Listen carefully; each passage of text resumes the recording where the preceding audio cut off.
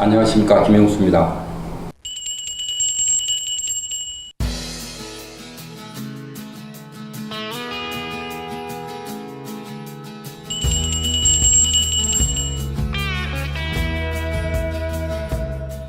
신동엽 시인의 강해에 대한 이 얘기를 전에 제가 한 적이 있습니다. 신동엽 산문 중에 금강잡기라고 하는 산문을 보면은 강에 대한 얘기가 나옵니다. 그래서 이제 신동엽의 강은 생의 원점을 꿈꾸는 시다.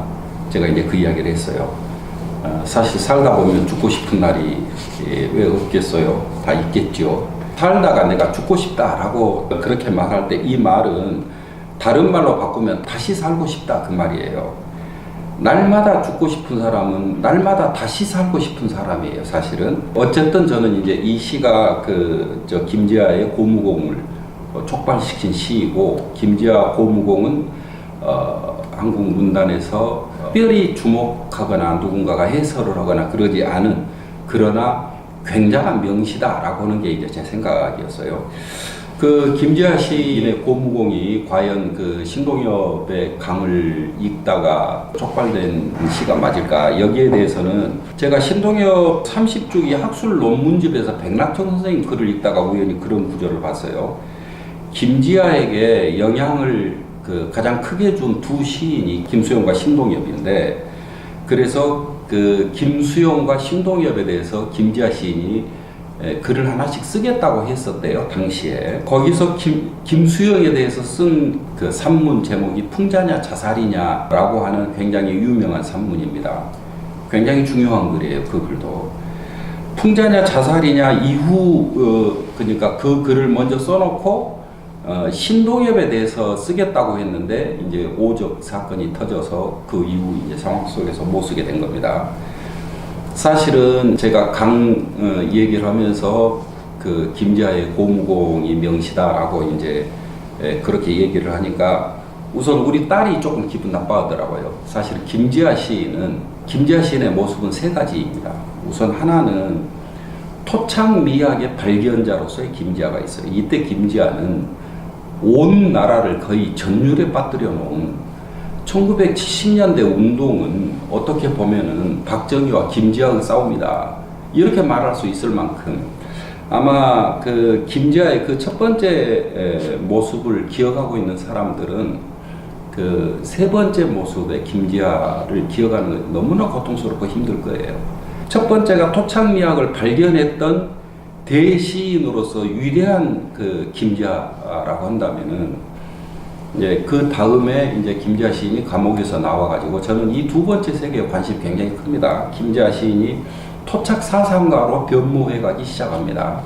이 토착 사상가로서의 김지아 모습은 저는 그 부분이 너무 우리 한국의 정신사의 중요한 페이지라고 생각을 하는데, 이때 보면 이제 약간씩 파열이랄까, 약간 분열적 어떤 뉘앙스랄까, 이런 것들이 더러 이제 출현을 해요. 그런 부분들이 이제 남아서 나중에 세월호도 못 오가고 박근혜 촉구를 할 때도 꾸짖고 할 때 이제 좀 도저히 앞이 말이 맞지 않는 이제 김지아 시인의 세 번째 모습이 출현을 합니다. 이 세 번째 모습들을 저는 젊은 세대가 매우 불쾌하게 생각하는 것이 너무너무 정당하다고 생각합니다.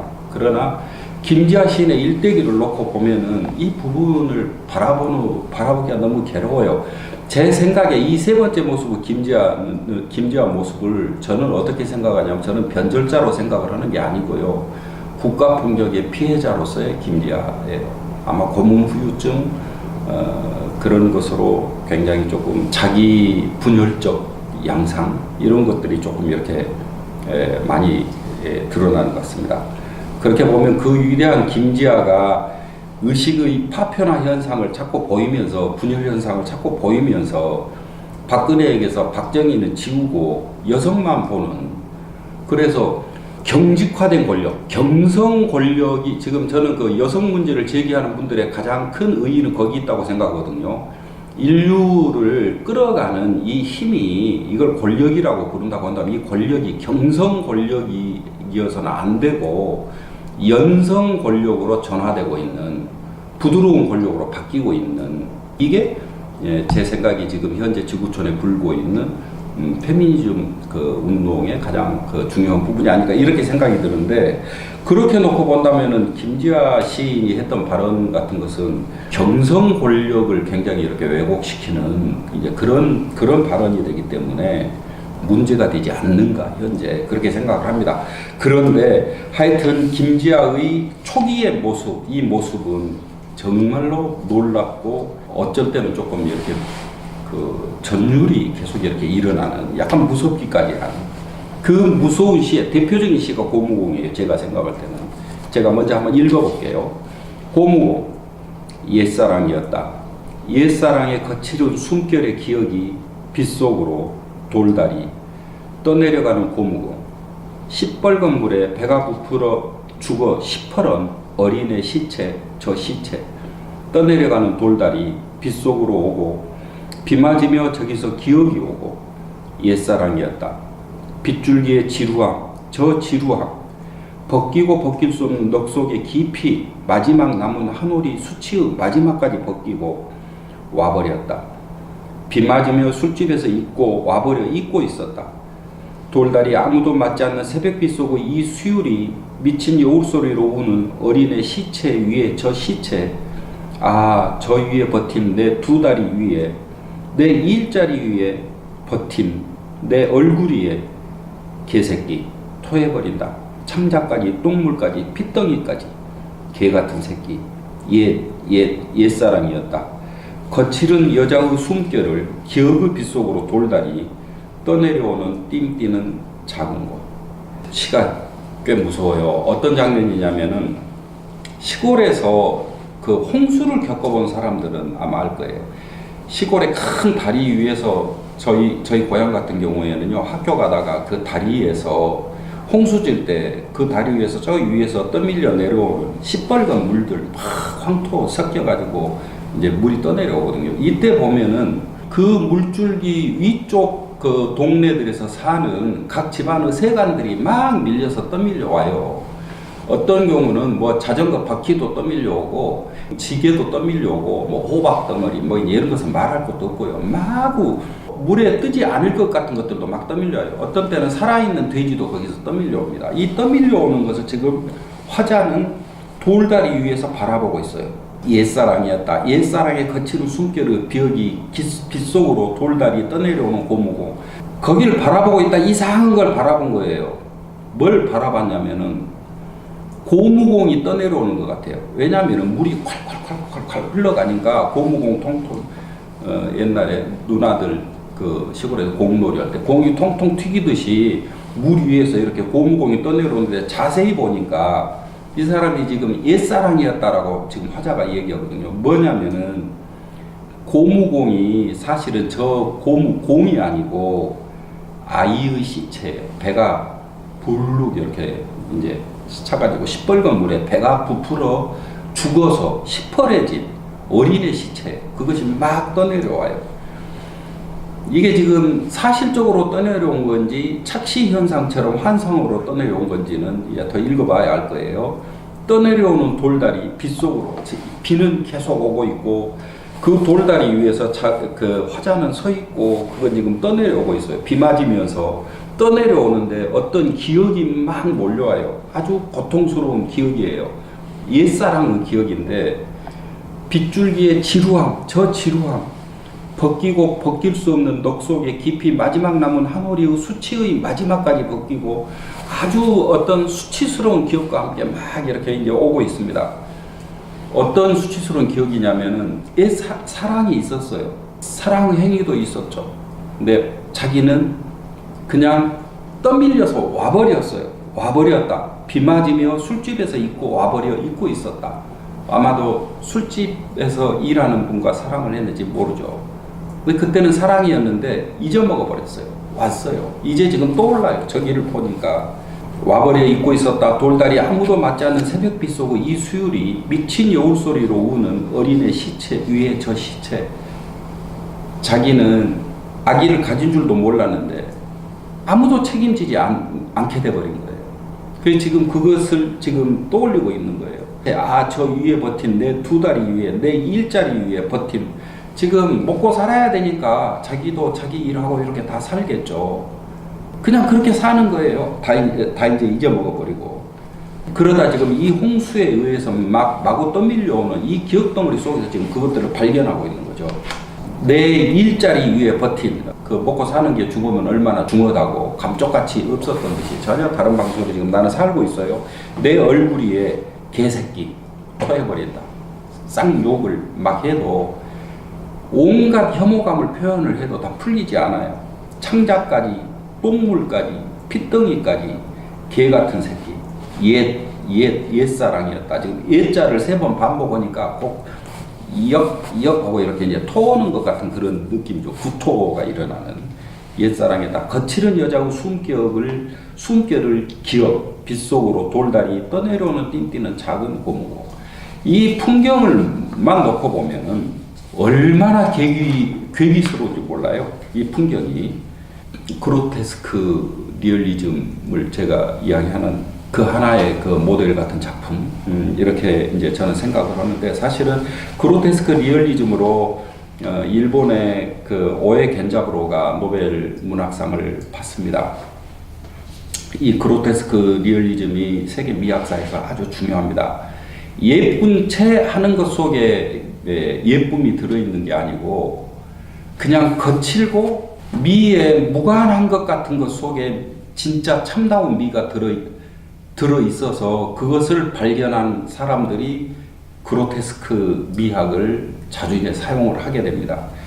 지금 이 고무공은 사실은 김지아의 그런 사적인 그런 경험을 이야기하고 있는 시가 아니고요. 이 시에서 제일 중요한 글자 3글자를 꼽으라면은 돌다리 아무도 맞지 않는 새벽빛 속의 이 수유리라고 하는 말이에요. 이 수유리가 뭘 가리키는 말이냐면은 4.19 묘소가 수유리에 있어요. 김재하가 4.19 세대잖아요. 왜 김재하가 수배당해서 수유리를 갔어요. 그리고 거기서 아마 비를 만났겠죠.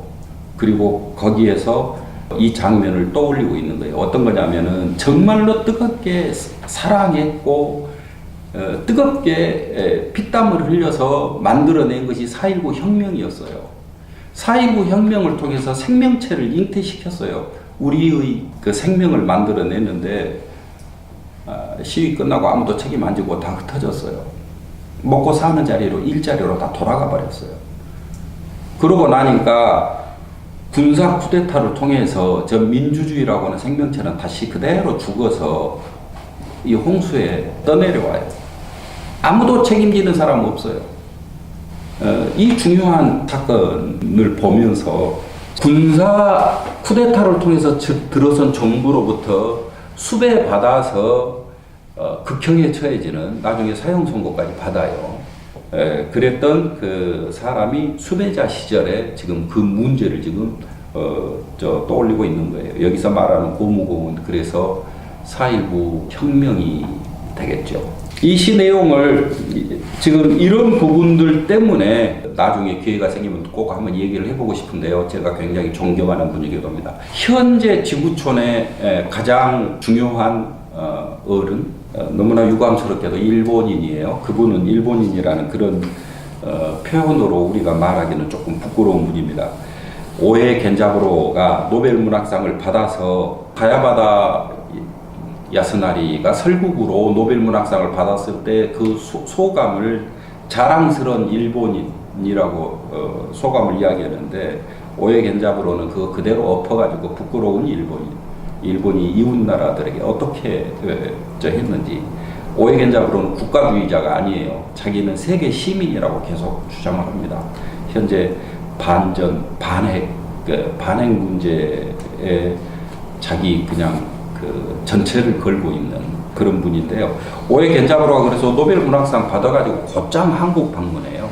이 영광을 같이 나누고 싶었겠죠. 그런데 그때 김지아와 대담해서 조금 꽤 실망하고 돌아갔다고. 그 대담 읽어보면은 대담 내용 자체가 조금 이 양반이 실망 많이 했겠구나, 이제 이런 생각이 조금 들어요. 하여튼 어쨌거나 이 고무공은 4.19 시이고, 김지아가 4.19 뛸 때 신동엽 시인이 신의 시인 중에서 가장 주목받는 시인이었겠죠.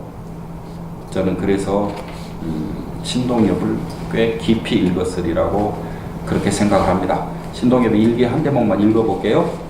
7월 3일자 일기인데 나는 나를 죽였다. 가느다란 모가지를 힘줄만 남은 두 손으로 꽉 졸라맸더니 개구리처럼 삐걱 소리를 내며 혀를 물어 내놓더라. 그러나 또다시 죽여야 할 필요가 있어. 비오는 날 새벽 손바지 저고리를 입힌 채 나는 학대받는 육신을 강가에로 내몰았다. 지금 막 어떤 얘기냐면은 깨달음은 이제 그 일기 뒤쪽이 보면요. 이제 통쾌하게 뉘우침은 사람을 죽였다. 지금 뉘우쳤기 때문에 어제까지 나가 죽고 이제 그러고 나면 새로운 나가 다시 살겠죠. 이게 지금 나를 죽인 것은 뉘우침입니다. 여기까지 이야기했습니다.